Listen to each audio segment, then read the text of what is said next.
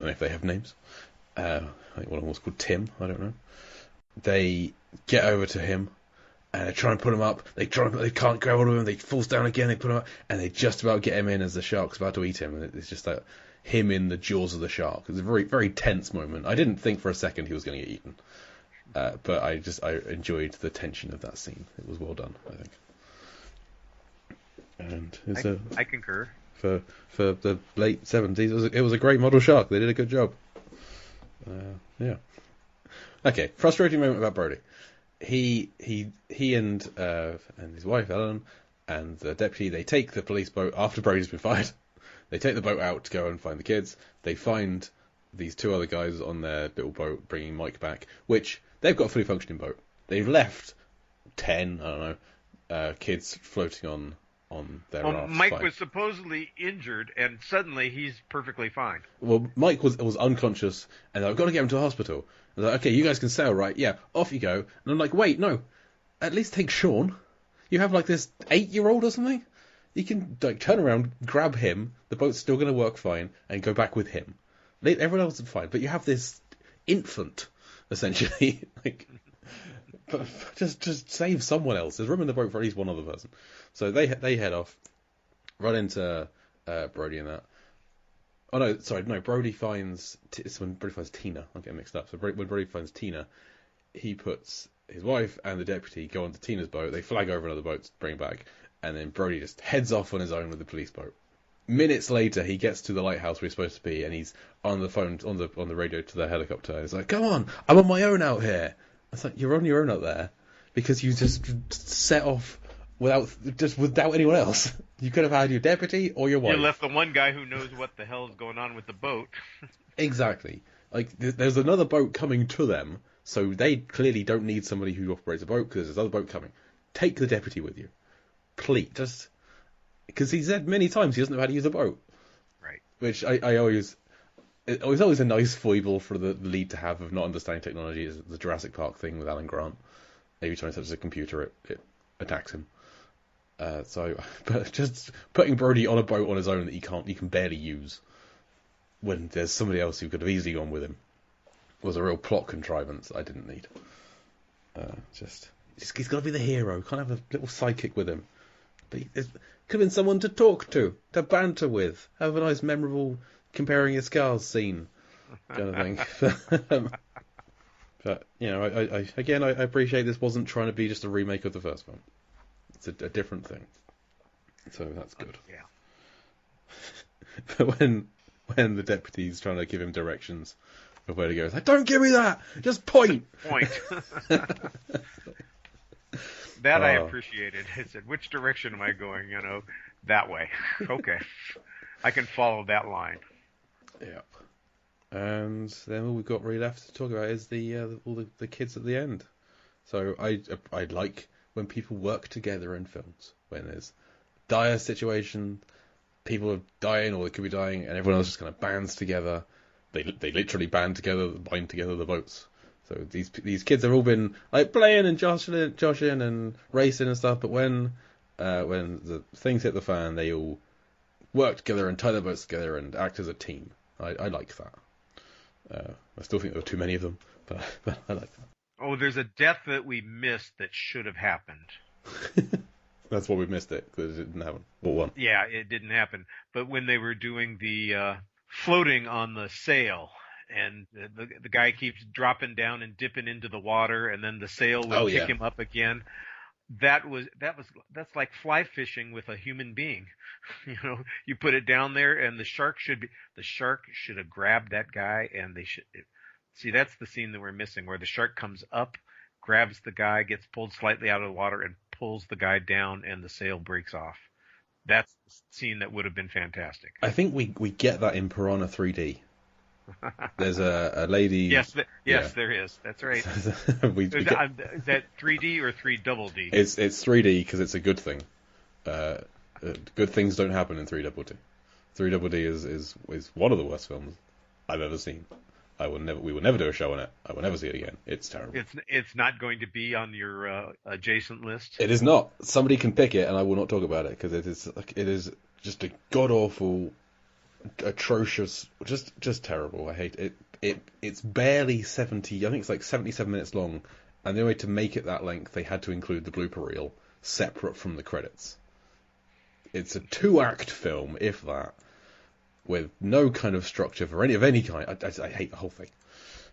I mean, well, you're making me think about it. Well, when you need somebody for that one, come back to me, because I feel differently about it. About 3, I really like 3D. 3D is fantastic. Yes. 3 Double D is awful. Yeah. But it's its awfulness that makes it so much fun. I disagree.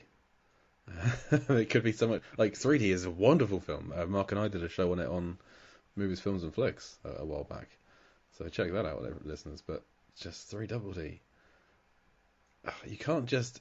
It's halfway towards being a Sharknado film. Chucking in, like, David Hasselhoff, I would agree. Christopher Lloyd, Gary Busey. You just don't...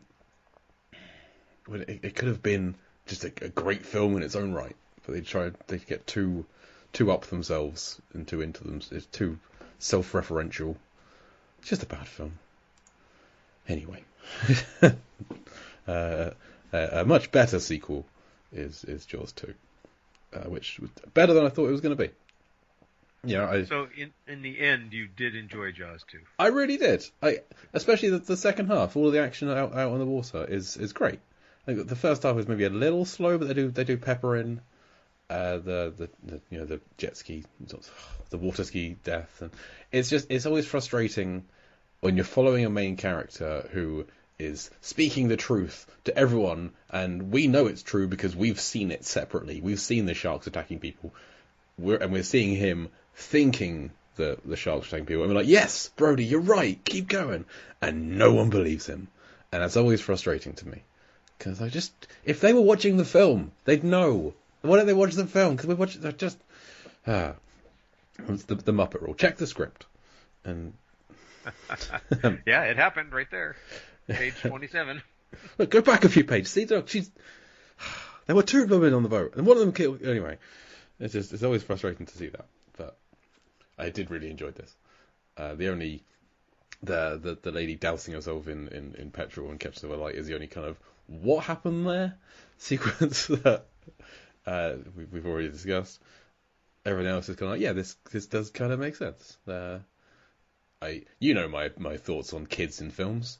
I'm not a fan generally, so when it was like it's Jaws 2, now it's kids, I was like, oh god, but we get to see them die. So like some of them, and they're not little kids. No. They're teens, and yeah. This did kind of feel like a Nightmare on Elm Street film, where it's like the monster's back, and this time it's coming for your kids. Yep. So that was fun. Again, listeners, I'm not out here saying kill all the kids. Just some of these kids are annoying. Most of them. Yes. I did think that the cousin might get taken out just because she was so shrieky and screamy towards the end. I was like, okay, this is getting a little bit much. Maybe she can die too. That would have made the end of the film very quiet. Well, I mean, you've still got the way that Brody dispatches the shark, which we haven't talked about. He electrocutes it. This I knew because the great thing about Deep Blue Sea is it parallels the deaths of the sharks in the first 3 Jaws films. So the first shark in Deep Blue Sea gets exploded by Preacher in the kitchen. The second one is electrocuted by Susan in the office, and then the third one is blown up.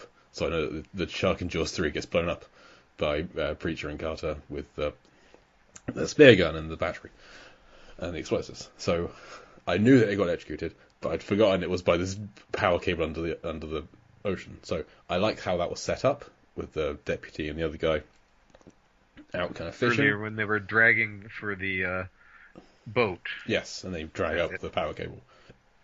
But Brody wasn't with them at that point, so he's seemed so unfamiliar with all the locations in and around Amity, where they're saying they're out by wherever the kids are heading to. They're by there, and he's like, Cable I don't know. Junction, Yes, yeah. it's a West Cable Where's Junction. Like, you've been here at least 4 years now. You should. It's not a big island. There's not a lot of surrounding area. You should know these things by now. You're the chief of police. But So I didn't know. Did he know there's a big electrical cable under the ocean? Did they tell him about this? Either way, I liked that he accidentally dredges it up too, and then just stands there, coaxes the shark over by beating it with a wooden paddle, and he gets the shark to bite it. And then that shot of the shark, smoke coming out of its eyes, completely on fire, is wonderful. I really enjoyed that. That's the money shot of Jaws 2. There you go. Yeah. It's great. And then, because this is a film from the 70s, once the shark dies, the film ends. We're done. We head home. There's no hanging around, no getting back to... Just like in the first Jaws, there's no, like, heading back to shore, no characters who were, like, in a burgeoning romance of, like, Mike and the Jackie. No, like, them... like, oh, you're okay, we've been through this, let's get married. None of that. It's just... a PTSD session for them all with a psychologist. Yes, exactly. No mayor saying, oh, you saved my son, thank you, you can have your job back.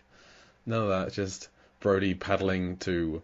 They don't even get to land, no paddling to Cable Junction with Sean and Jackie in his little dinghy. And then, presumably, they get home. So, somehow a boat or another helicopter comes out and rescues them at some point, we assume. Somebody will be looking for them. Indeed. This isn't the Descent where they've got... Well, this is kind of the Descent. They say they're going to the lighthouse and then they head off somewhere else. So it's exactly the same as the Descent. Although his boat has crashed, I don't believe that it destroyed the radio. So I'm sure that they'll be radioing for assistance. True, yes. And I appreciated that the boat got trashed, because like they're all celebrating that he's come to rescue them, and then the shark appears and scares him into crashing his boat. So great. Have to assume that the shark meant to do that. Because all sharks are deep blue sea sharks. They're all super intelligent sharks in every film. So I have to make that assumption. Because this is Deep Blue Sea, the podcast. And that's all we do. So any other thoughts you've got on Jaws 2, Richard?